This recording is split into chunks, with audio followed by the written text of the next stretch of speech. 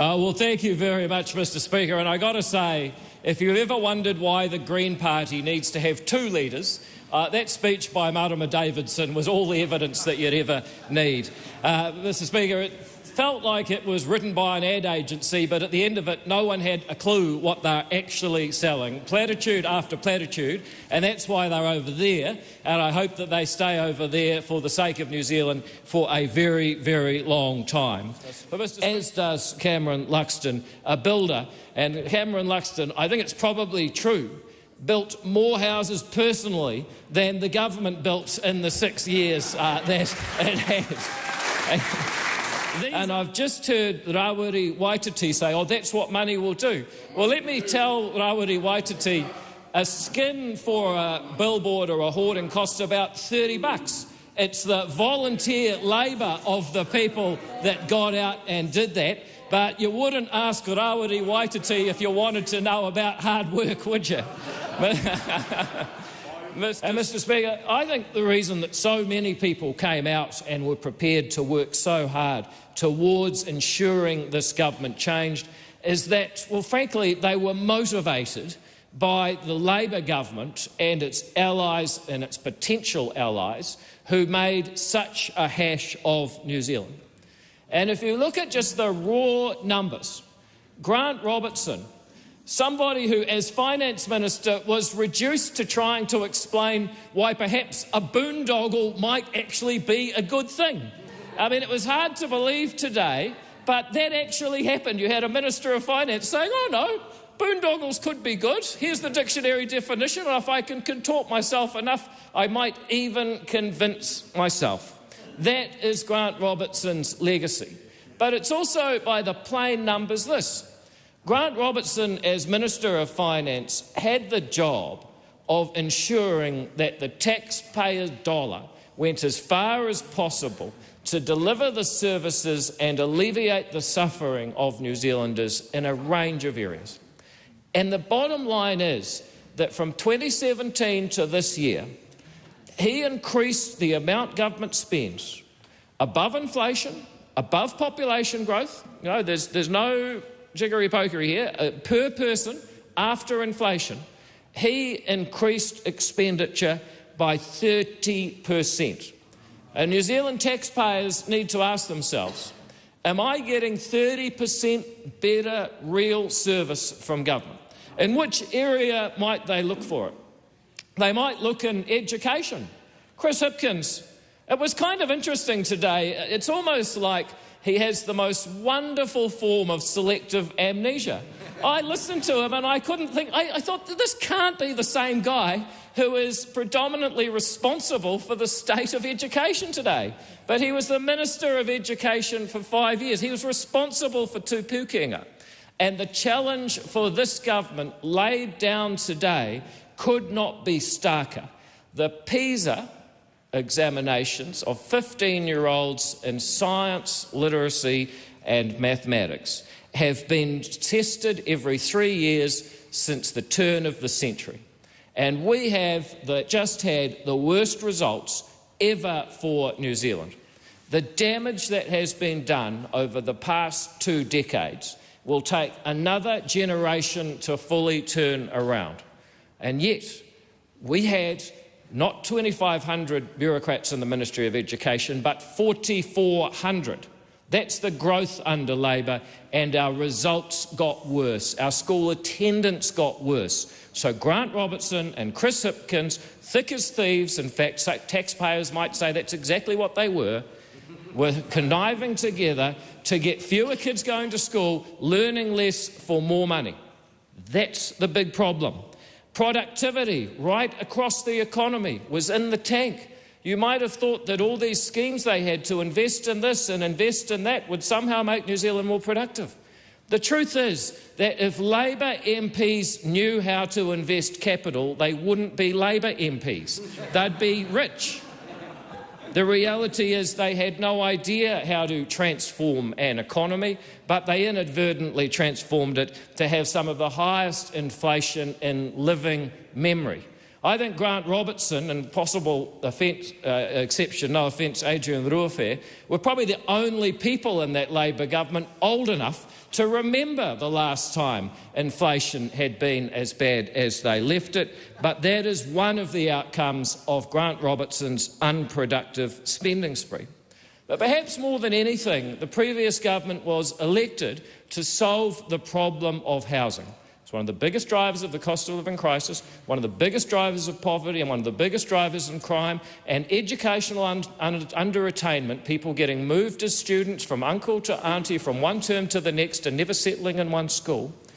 The Labor government was elected more than anything to solve the shortage of housing and build more homes.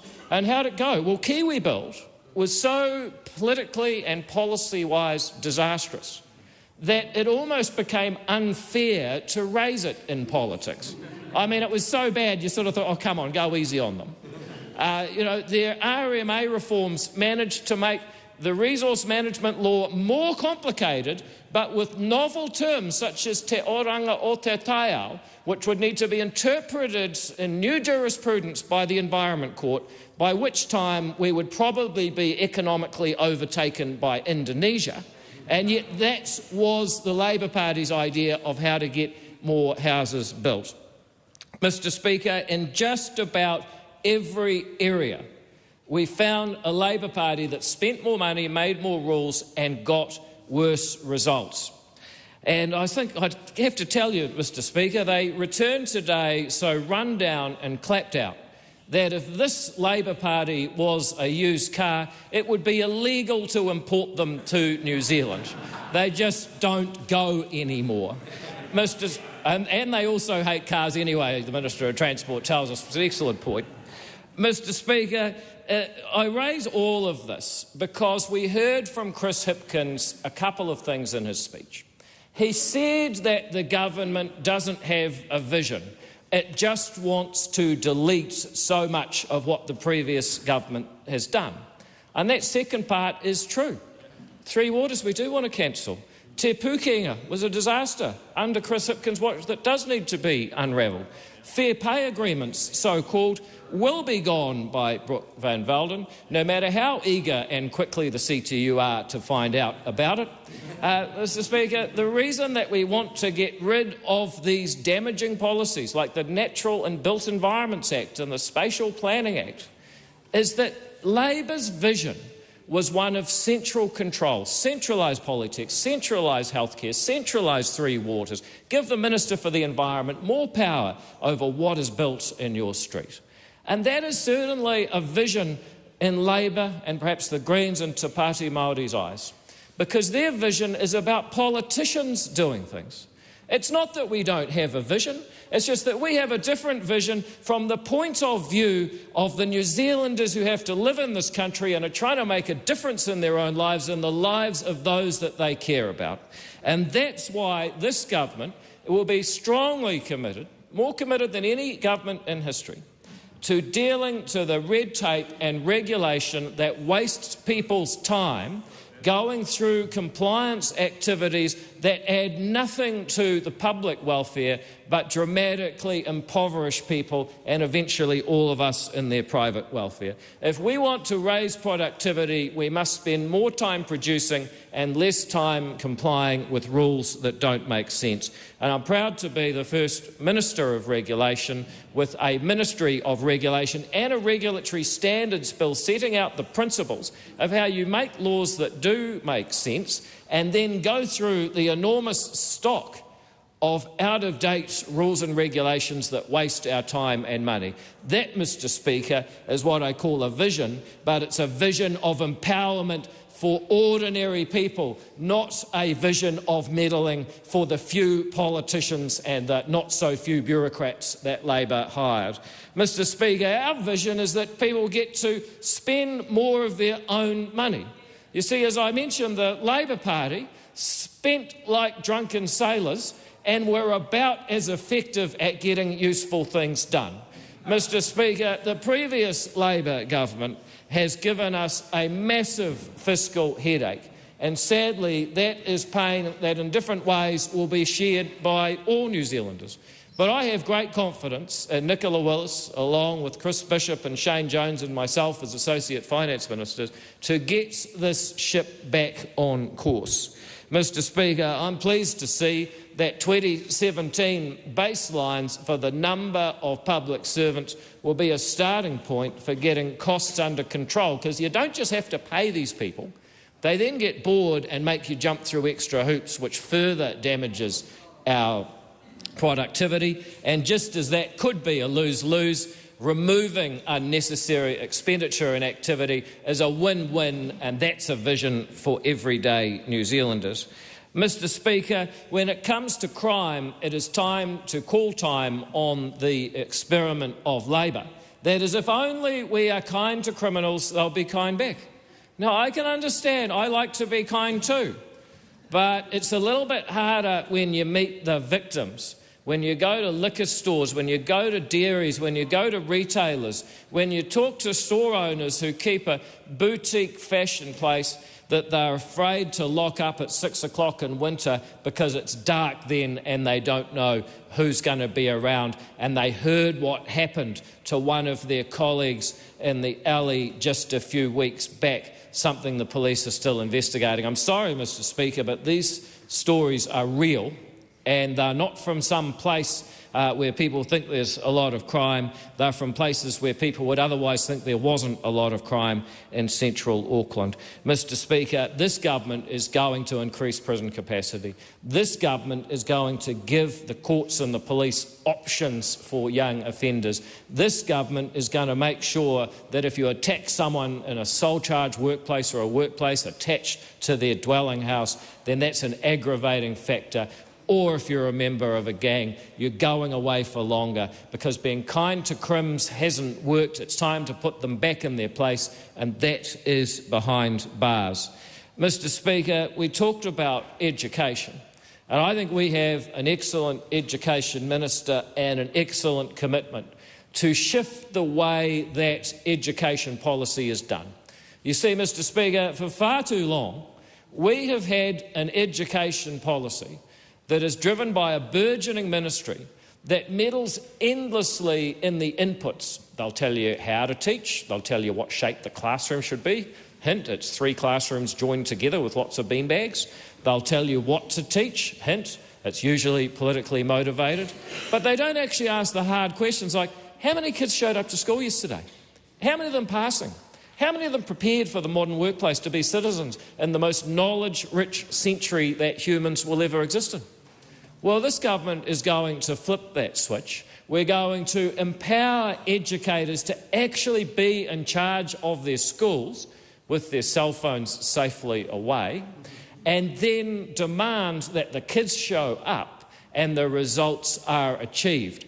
Mr Speaker, the Labor Party said that there isn't a lot of vision. Well, I can tell the Labor Party that I know a few parents, I know a few kids, and actually the vision of being enabled to navigate the 21st century with the basic skills that these guys neglected, that's a vision. And if only we'd had that vision 6 years ago and started earlier, there'd be far fewer kids who have been sent out into the world cruelly without the basic skills to navigate that world. And the purest version of demanding results and giving flexibility and empowerment to educators is partnership schools, kurahorua, colloquially known as charter schools, that will be back and better and bigger than ever. Teacher unions, you can hear that. And there's another group of people who have been a bit marginalised. There are people who own a house and let another New Zealander live in it in return for money. Now, I would have said that was a beautiful example of human cooperation, but the Labor Party and allies have been so myopic that they thought the way to help the people living in the house was to attack the people that own the house. I think their philosophy was the beatings will continue until morale improves. Well, plot twist, Mr Speaker. Morale did not improve. People pulled back from being landlords, and tenants were the ones that suffered with record increases in rent over the 6 years that we've just seen with this government. Well, Mr Speaker, we're going to say if it's your house and you want to evict someone, you can. That's just how property works, but it has the enormous advantage that it makes people more willing to let someone else live in a house they own in the first place, and especially someone that they may have some questions or causes for concern about. We're going to stop putting SNAs where some pimply teenager out of planning school looks at your farm on Google Earth and says, that looks like a bit of biodiversity, you can't have that anymore. Because if you do that, people won't want to do conservation because the pimply teenagers at the local council will take your property rights. So no more SNAs. We're going to have a split gas approach to methane and other greenhouse gases because, Mr Speaker, we actually do follow the science, and the science says that methane has different characteristics from CO2. Now, you're not going to get that from the Green Party, who have not elected an MP who studied science past high school in 12 years. The ACT Party has more scientists than the Green Party has elected probably in its history, but I will watch the maiden statements to see if any of you guys have actually studied science, because if you have, you'll be the first Green MP that's done that for a very, very long time. Mr Speaker, we are going to see a constructive debate about what the principles of the Treaty of Waitangi mean. And people will get into enormous hysterics about this because, you know, some people aren't what you'd call intellectual. And those people who aren't so intellectual, they tend to be afraid of debate. And so they will call you racist and they'll shut you down and they'll try and block the motorway. But those of us who do enjoy the contest of ideas are looking forward to having a discussion about what those principles mean. What those principles mean, what the lens through which we view the treaty from 2023 actually means. And I suspect if they do their study and if they read and they take the time, and some of those people shouting in the background might actually enjoy the discussion and find that it is mana enhancing for Te Tiriti and Māoridom, but I'm not sure that they're up to it. The challenge, the widow, is now laid down for them. Mr Speaker, this government has a vision of empowerment, a vision of New Zealanders as people who are treated alike in dignity regardless of their identity, who have the ability to make a difference in their own lives and the lives of those that they care about. And with that vision, we are all going to be wealthier and happier for it. Thank you, Mr Speaker.